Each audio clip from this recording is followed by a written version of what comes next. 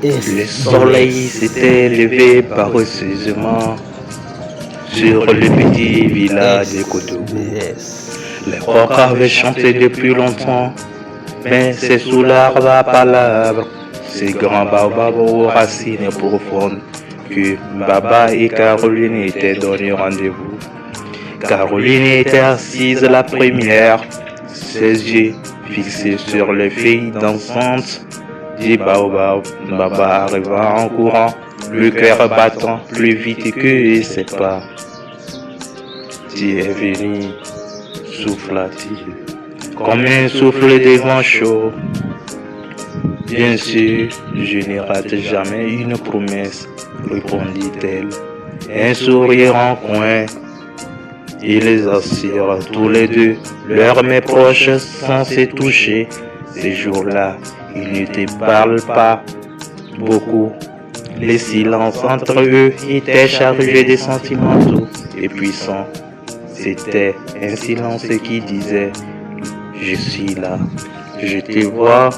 Caroline murmura Baba, tu sais, même si je pars demain en ville pour les études, mon cœur ne bougera pas d'ici, il reste avec toi. Je n'ai pas peur que tu partes, dit-elle, j'ai peur que la ville t'éloigne de ce que tu es, mais si ton cœur reste ici, alors je veillerai sur lui. Il lui tendit un petit tissu noué. Dedans, il y a un colis de coris. Mon grand-père m'a dit que ceux qui gardent les coris gardent la chance. Je te confie ma chance, Caroline. Elle ouvrit doucement le tissu, un petit collier simple, mais rempli de sens. Elle leva les yeux humides. Baba, si tu me laisses ta chance, alors je te laisse ma foi. Je crois en toi plus que tu ne le crois toi-même. Et ce matin-là, sous l'arbre à la palabre, sans grande déclaration, Baba et Caroline firent une promesse silencieuse, celle de revenir toujours à ce point d'ancrage, même si le vent les éloignait. Les semaines passèrent, le village vivait au rythme des saisons, des marchés et des mariages.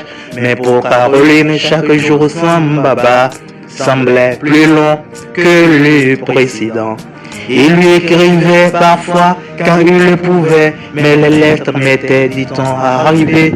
Pourtant, elle gardait les colis de courrier tout contre son cœur. De son côté, Baba découvrait la ville avec émerveillement et fatigue. Tout allait vite, le riz était brillant, le visage pressé, et personne ne connaissait son nom.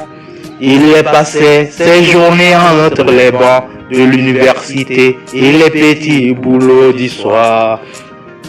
Mais la nuit, quand la ville s'endormit, il sortait de sa poche une photo froissée.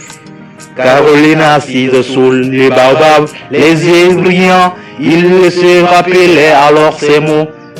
Je crois en toi plus que tu ne le crois toi-même.